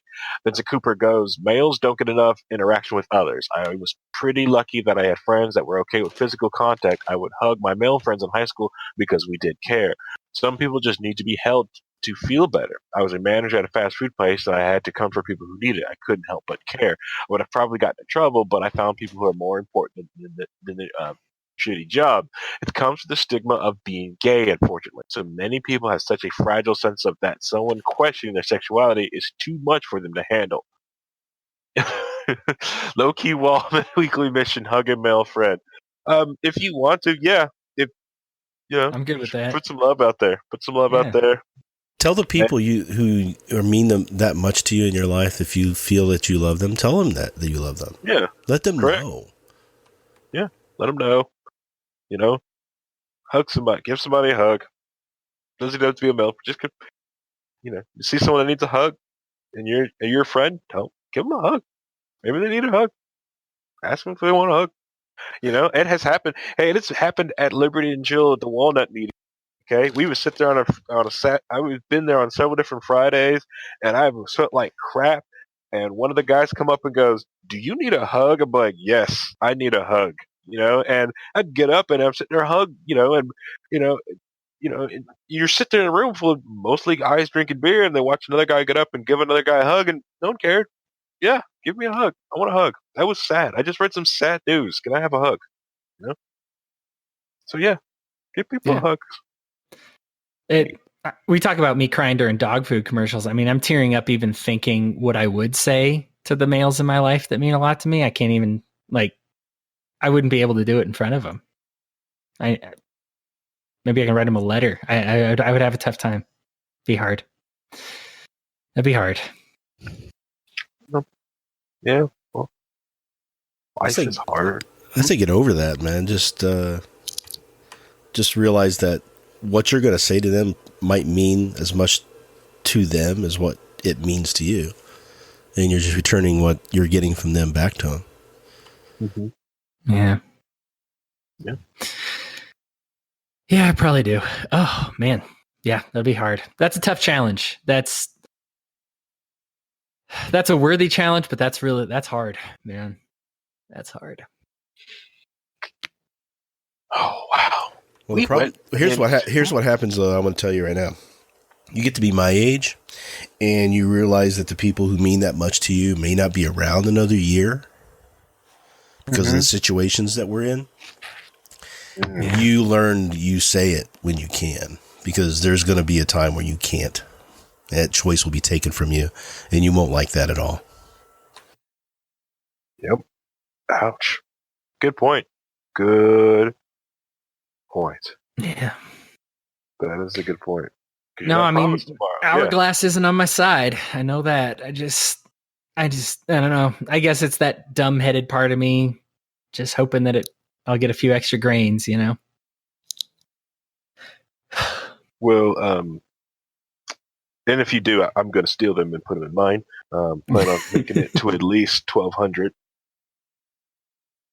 At least. The very minimum 1,200. What, years old? Yeah. Oh. Yeah. I'm going to. Are you talking about, is this because of technology or this is the keto diet? I don't know. Either way, I just want to make sure Methuselah's record is shattered. I just want to just like, whoa! Well, and loser! They say that you can't live forever, and I'm like, well, just because somebody hasn't proven that you can yet doesn't mean that you can't. I know. I'm going to live forever and not pay taxes. And then, for my final trick, I will divide by 0. The universe will then fold in on itself, and the Big Bang will start over again. Gee, thanks, Harry. Oh, you're welcome. Welcome. Now I'm watching a video of a boat being tugged underneath a bridge very, very closely. But that's besides the point. Anyway, yeah, free hugs. Don't be afraid to show you care no matter what. These are things from the chat from Toe, Boater R Us, and Vincent Cooper. So, can I get a hug? You sure can, Rencia. You can have a hug. So, Harry, did we dispel the rumor that we're just a bunch of sissy men, low testosterone alphas over here? I mean, I think we've done a good job of dispelling that rumor, right? Yeah. Well, yeah. Well, anyone, there's a lot of people, for some reason, I do a lot of things, a lot of guys, it's like, well, that's not very manly. I'm like, all right, can you take apart a motor and put it back together? No, that's very manly, but I can. You know, I can build a wall. I can bricklay. You know, I know how to use a backhoe. I know how to do all this stuff. You know, to a lot of people on the outside, I'm pretty freaking manly. But I enjoy going to get my getting manicures, pedicures, and I enjoy getting a facial. I actually got a facial last weekend, so get over yourselves. Yeah, it's just people with this really warped sense of what being a man means, and I think being a man is being secure in who you are enough that you can be everything that you are, and not try to hide away any part of it. And that means your emotions. And I'm sorry, but men have emotions. If you don't have any emotions, then you're a sociopath. You need help. Yep. Oh yeah, and I had to get a facial last week because at work I was up on top of all the disgustingness, which is the ceiling at work, and it was just awful, disgusting. It was just lint and ink. It was gross. And the only thing I figured that would get that out of me is steam. Steam my skin, get it out. Wicked Kendo goes, Harry got that high tea thanks to Alex Jones. I'm, super, super high tea. My tea's off the roof. My tea's so high, Umbrella Corporation chases me around. I got it. Thanks. Yeah. You just Captain America. I think I got that one. I'm that so one confident in my masculinity that I can put a chair together and it's put together half-assed, and I still just go, yeah. I will say that is Rencia put a chair together, and all 3 of them have fallen apart. And had to be repaired. There was times it can go. Yeah, sure they were. Anyways, that being said, I want to play. All right, before we're going to get ready to wrap up, I want to play this video. I wanted to play this video. I'm just going to play this quick 4-minute video, okay? Because I thought it was very impressive, and then we'll stop it, and we'll wrap up this episode of Low Key WAL. Okay, guys? Video I'm playing from Mox News. Sheriffs in multiple states refusing to enforce unconstitutional gun laws. Pretty cool video. I thought it was, anyways. If you're my kind of weird, okay. So sit back, relax, and right there, full screen. hit the wrong full screen button. Yes, it's from Fox. Yes, it's Fox News. But please bear with me. Are you guys ready? Cool. Playing it now. All right, defiant U.S. sheriffs in at least 4 states taking a page from liberals on immigration, pushing gun sanctuaries in response to strict new state gun laws and refusing to enforce them.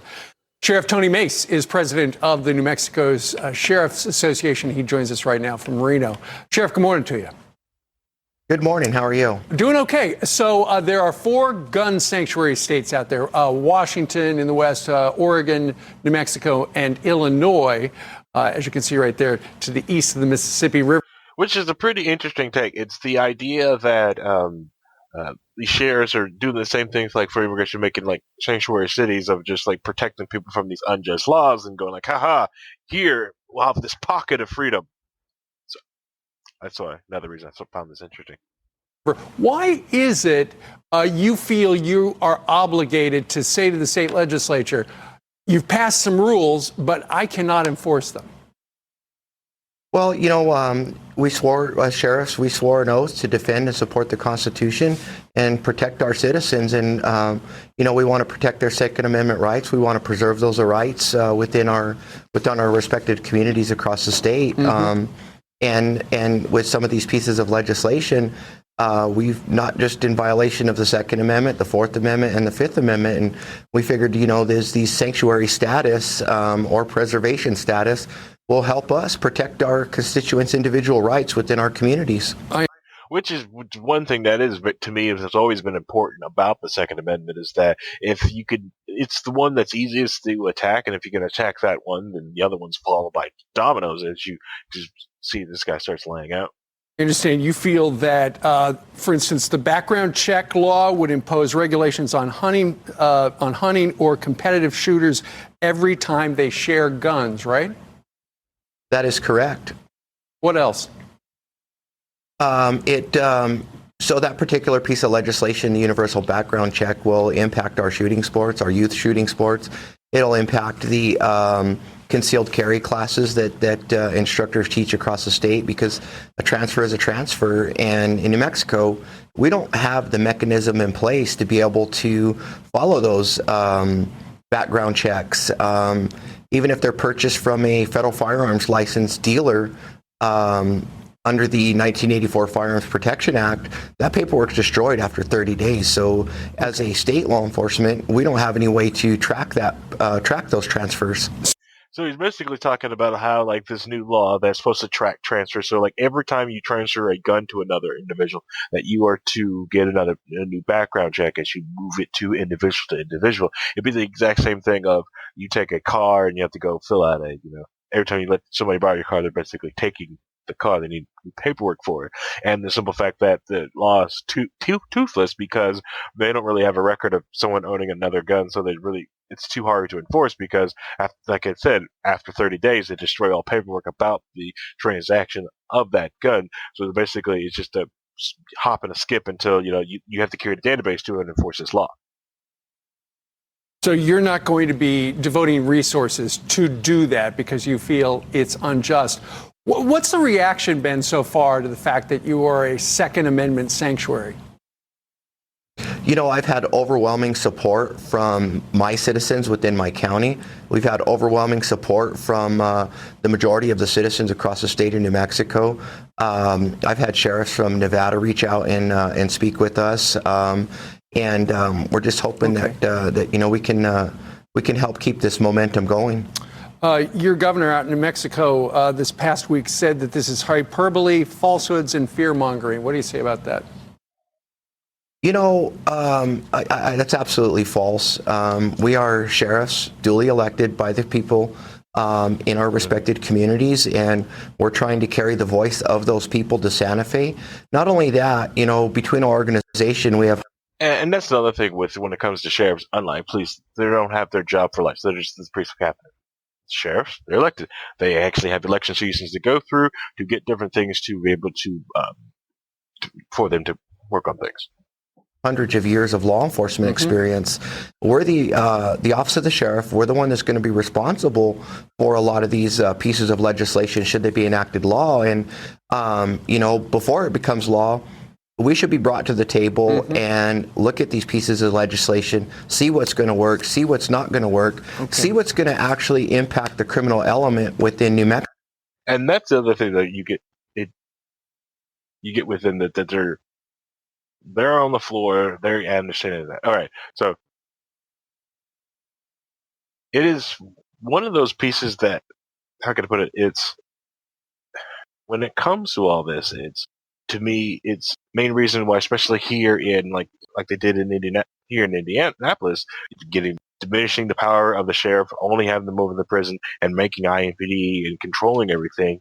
It's because the police chiefs it's massive election appeal. You could go out there and announce that. I think I heard Rhinehold wrestling. Rhinehold? Was that you? Rhinehold? No, it was not me. Oh, okay. Was someone else that wanted to? Okay. All right. So, and that's why I thought it was very interesting on this whole take of creating the sanctuary, like basically the same thing that would take. So it's the same idea that you can use the 10th Amendment to stop unjust laws coming in from the look up that you watch these sheriffs just like, you know what, you can make your laws anything you want inside the major metropolitan areas, but here in the rural communities we won't enforce that, which you see a lot of that happening, especially in the rural communities, that the major cities will try to enact these laws and push that out there and outwards the same way like in Illinois. They get it really annoyed because Chicago controls a lot of different controls the majority of the politics that's happening in there, and while they don't want guns up there, but in rural Illinois they do want guns. Here in the chat we've got Steaming Your Skin. I got called Michael Jackson by Toe Boaters, and he said the F word and the NRA. Toe Boaters also like to say, I would like to see states say a gun built states say a gun built in our state and sold in our state cannot be subject to federal law. Yeah. Actually, generally, in order for the U.S. district attorneys to charge a crime, they will go through the effort of proving that a gun moved through federal interstate commerce.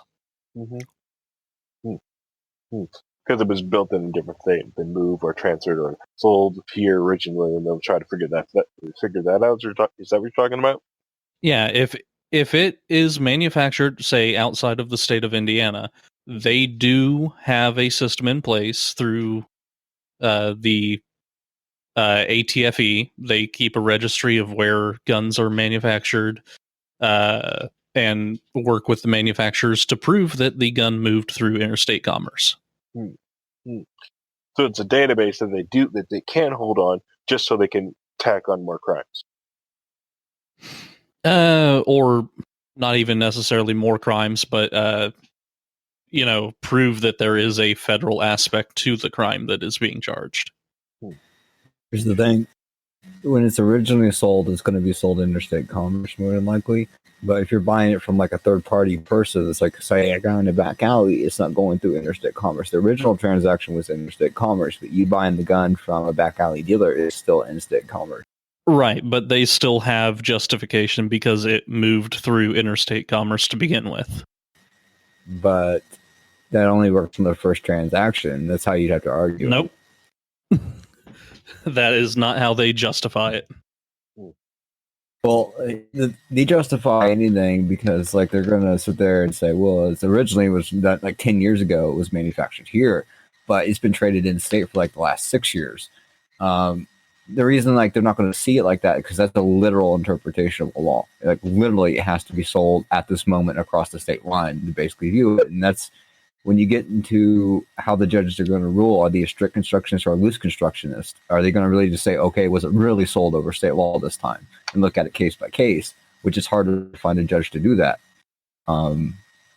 Can some state judge or federal judge say, like, well, okay, we did buy it 10 years ago from the state of New York, and now it's in the state of Illinois, but the last 9-10 transactions were all done in state. So it's not really interstate commerce at this point in time in this period. You'd have to find a judge to basically agree with that argumentation. Well, the thing is, they're going to look at it as interstate commerce regardless, because there was that fact that it was manufactured, say, in New Jersey and moved to New York.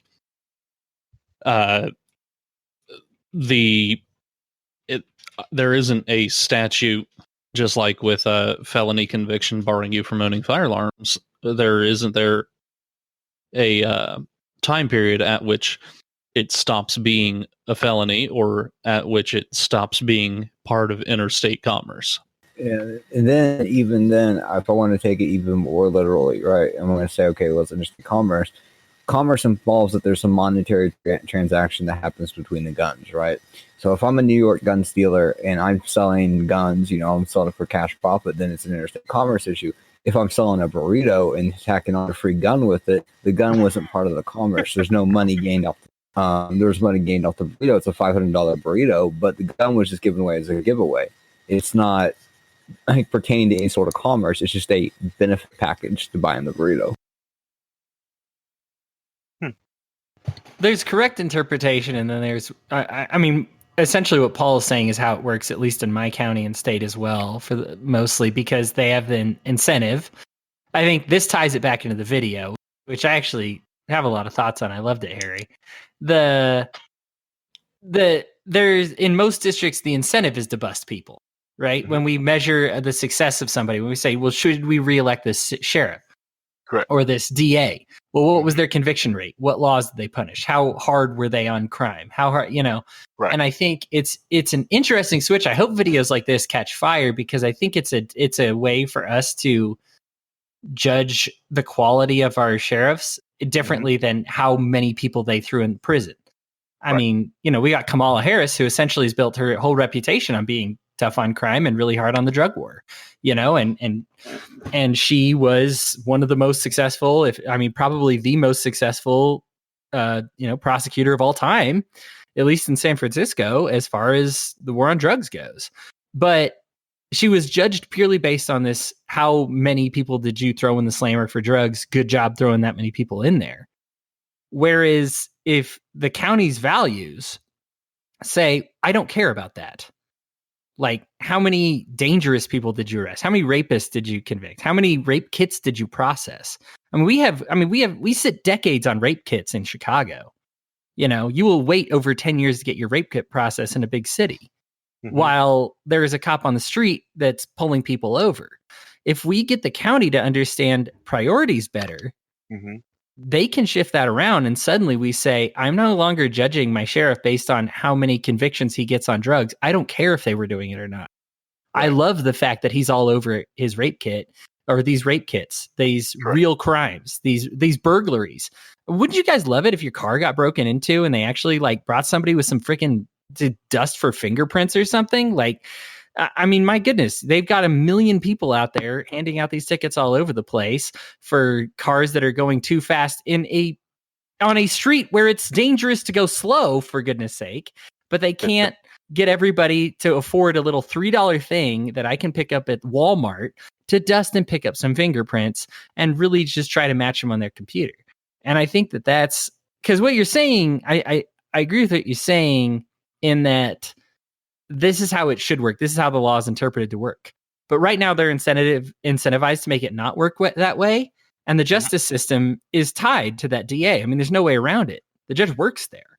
And so they understand that they're like, okay, well, but we interpret it this way, the way that Paul said, more often than not. And I think that we just need to catch on and have them say, it's almost like jury nullification, except sheriff nullification. I'm no longer pursuing these crimes, and I think the video is fascinating here. I hope that video becomes more popular and that people want that of sheriffs in their community, because I know I do. And, I would even venture to say I'd love to see the sheriffs going hard at these people that are breaking their oaths to the Constitution and, actually having some level of law enforcement take their oath seriously and hold others to that oath that they swore. All right, before we go on, I just got to say this: Kamala Harris, fuck her because of what she did for Pasta and Cesta. But keep moving.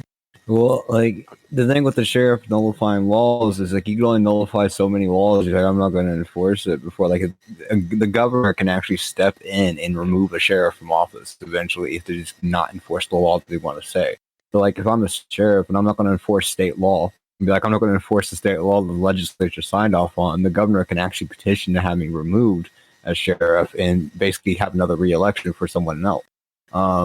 That's why a lot of sheriffs don't do that. Mm-hmm. Well, and even beyond that, they will. I mean, I don't know if you guys know this. If you don't hand out X amount of tickets or do what the federal government wants, the federal government gives the states a ton of money to fix their, to do roads, and then the majority of what they get from roads isn't even. It's on the federal level. It's not even from in the state, and they just won't give them that money unless they follow certain rules and guidelines. Well, even then, it's a pointless thing too because I have a county sheriff, right? My county sheriff can say, I'm not going to enforce these laws. But the way Indiana, for example, is set up is police have jurisdiction statewide. So my town police has jurisdiction all the way from here to like the border of Michigan.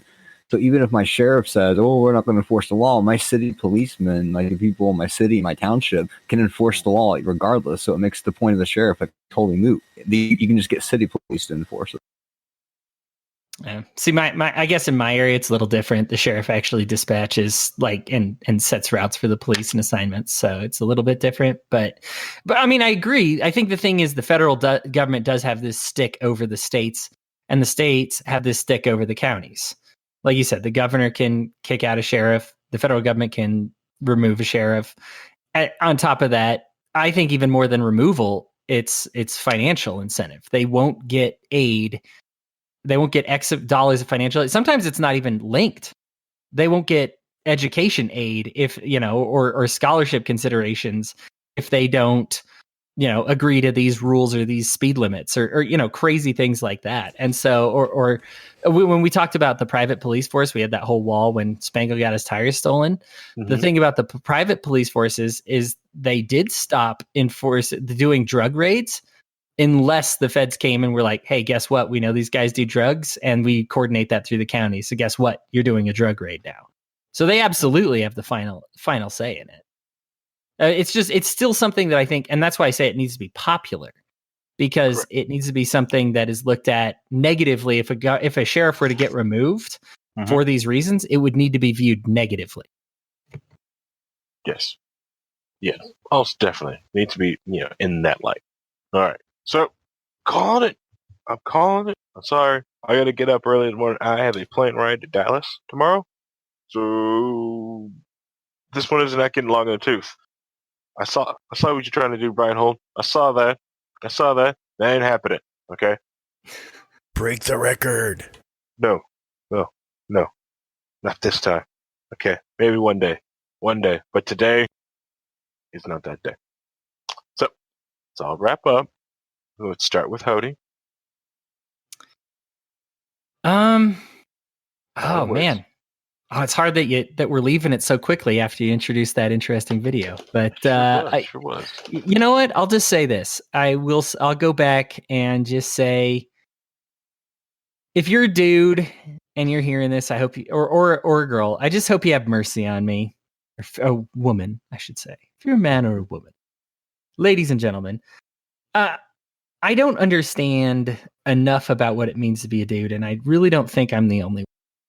And I think that we just need to have an understanding about, I think when you repress these people, they get in these groups that accept them of incels. Now, I never did it because I thankfully was accepted by my family and my brothers and my mom, my dad. Mm-hmm. I was lonely for companionship, but I still had at least a family to go to. I think when we just straight up ostracize them, they create these groups of belonging. And that's where you get these toxic atmospheres, especially in the online community. And it's way bad and it's awful. I called it out on a big Facebook post recently, and I think it's sickening. But at the same time, I don't pretend like it happens just because they're all mentally insane. They're looking for some type of companionship. They can't find it with women, so they find it with each other. And unfortunately, many of them are sick in the head. And it's easy to say all the women are stupid and you're the one that's normal. And then they come to this group all together and say, yeah, all the women are stupid and we're the ones that are cool. Yeah. And so I just think if you know somebody who's maybe a little bit like that or bordering like that, instead of kicking them to the curb, which is maybe what they deserve, try giving them more than what they deserve. Maybe just give them a little mercy, give them a little understanding, give them a shoulder, give them a hug if they want one. And maybe show them that there's like some real companionship to be found out there. They just have to be patient and wait for it. You know, for me, I think Rhinehold was right on both parts. I was pursuing the wrong women and I had infatuations, but that's the human experience. I mean, that's, I don't make believe that happened, that I'm the only one that's happened. And so I think it's important that we normalize that and make people understand what it is. And I think the more we normalize that, the more we can start talking about these deep feelings that even I have a tough time talking about, because it'd be nice that if by this age it was not a tough thing to talk about. And I can just be like, hey, I love you guys, or I love you, man, or, you know, just, and say it with some meaning in a way that's impactful, as opposed to awkward. And I mean, it'd be awkward to say, and I'd be scared to say it. So I just think it's a culture war. If you're debating between having a war against politics or a war against culture, stick to the war on culture. That's all I got. Very interesting. All right. What do you got, Rencia? All I can say is I think the sheriff's like doing these things are pointless. I think it's kind of like grandstanding, because, like I said, it's the way systems are set up is beyond a check and balance. It's sheriff says we're not going to enforce this gun law. That doesn't mean like every single city police officer is not going to enforce it. Sheriff can sit there and say, well, I'm not going to enforce it. My deputies, but that doesn't mean his deputies not going to go out on the street and enforce it. I mean, yeah, you can command them not to, but this is going to happen. And it's just one of those things where, you just have to like eliminate just the hierarchies of police force in here. Like I said, here in Indiana, like my city police can enforce the law all the way down by the United States, or not the United States, but Indianapolis Airport, and pretty much throughout the state. So that's just a lot of policing powers, especially each individual officer, because once you're sworn in, you can enforce the law anywhere at any given time. So it could be like 3 a.m. I could be down in Evansville, and I can get enforced by Lawrence police. And that's just how it's kind of set up here in the state. And a lot of states have that same structure. And they introduced that structure due to like people running on high-speed chases where if they cross the state line and they cross the county, police can still pursue them. So even if I cross the state line, I can still be pursued by police. Due to like pacts between states and like contracts between states. So, when he does that sort of stuff, he gets on the air and talks about it. It's just kind of grandstanding, getting like some conservatives all riled up. Like, yeah, it's going to happen. But even if he says it, the shit still happens. I guarantee, like, after he said that stuff, I'm not going to enforce it. I guarantee at least 20 guns are picked up within the first 5 minutes, and for whatever reason. So it's still being enforced, even though he says he's not going to. I'm not saying it's like hypocrisy. It's just the state is usually so big. There's so many different agencies, so many individual actors. You can't control them all. So things just still kind of happen, under like the hood of everybody else. I doubt a sheriff really pays that much attention to it, because usually when you elect a sheriff, he's pretty much just a guy going to like a county council arguing for a budget and kind of just maintaining the budget. That's all he really does. That's all a sheriff really does, even though he's a law enforcement official. So, just thinking back on that, it's like it's kind of a pointless thing, and you kind of just degrade a lot of the laws that allow people to allow police forces and allow other things to kind of cross county lines, state lines, or different jurisdictions. That won't happen, though, because that's basically neutering the police. Yeah. All right. Rhinehold? All right, so all I want to say is a couple things. One is that the only person you have control over is yourself, and the only really control you have is how you react to anything that's happened to you. So that's what you need to be focused on, and figuring out how you're reacting to outside influences. If somebody does something or says something or offends you in some way, how are you reacting to it? Because you can't really control whether they do or don't do that sort of thing. That's on them to do. But how you take that information and react to it is the key in who you are and what type of person you are. And the other thing is that you cannot expect anybody in the world to love you if you do not love yourself. So the main thing you have to do is focus on finding out whether or not you love yourself. And if you don't, why not? Is it rational? Is it something you need to work on? Is there some things you need to change? Or do you just need to accept yourself as who you are and love you for that? Because if you can't do it, then nobody else, how can you expect anybody else to? And that's really it. All right. Well, looks like I'll finish it up here. First off, Kamala Harris, F her on Foster and Sesta. I really feel like, that it's, that's hurt a lot of different people. And I hope they understand that, that the government did this to them, and that was, the party of anti-freedom, the parties of anti-freedom did that to that. And they understand that when they go to vote in November, they vote themselves some more freedom. But that being said, and laughing at that, we with the sheriff thing. Hey, I like the idea of people understanding and actually going, whether something actually go from it or not, the conversation that needs to be had, whether something is constitutional or not, and people actually trying to do something, putting butts on the line. Hey, I actually appreciate that. And watching different states try to get away with different things, especially like when New Hampshire used the 10th Amendment to get rid of the stupid federal seatbelt law, which is the only state in the union that you don't have to wear your seatbelt in. Fun times. But the other thing, I'm going to touch on too, is the physical touch thing. If you have friends and they, and you guys it's all consensual, and you guys it's okay. Hug each other, get in some Brazilian Jiu-Jitsu. If you're feeling down and depressed right now, trust me, do some wrestling, some Brazilian Jiu-Jitsu, help some people out, get to a yoga class, and have the person just, and help each other out and touch each other. Trust me. It'll blow your mind, like how much physical touch you're just missing, and will help you concentrate and focus and get you through just having interactions and meeting new people. And I remember because majority of the physical touch I get is just from my wife. Most guys, I don't get physical touch from most guys. Just the way it is, and that's why sometimes and I'm just saying, like, I just crave guy touch. But it's just more of a, this realization is just like, hey, the most physical touch I get is just for my wife. So, like, sometimes, and that's why I like rolling with people, doing BJJ, just showing people different things, because it's that physical interaction, that touch, the human touch, the personal nature of that, you feel that someone's out there, does so much for me. The other thing, and then the final note I will say, NordVPN, I don't really know about that VPN that too much, and I really don't trust VPN companies that you give all this money to have them. You don't really know if they're not scanning logs or not. You don't even know if they're selling your DNS information. You don't even know if their stuff is good or not. Pretty much crap. Pretty much crap unless you do it yourself. So, anyways, that being said, this is Low Key WAL here on this Monday, the 5th of March. So, bye everybody. Say bye, everybody. Bye, everybody. Laters.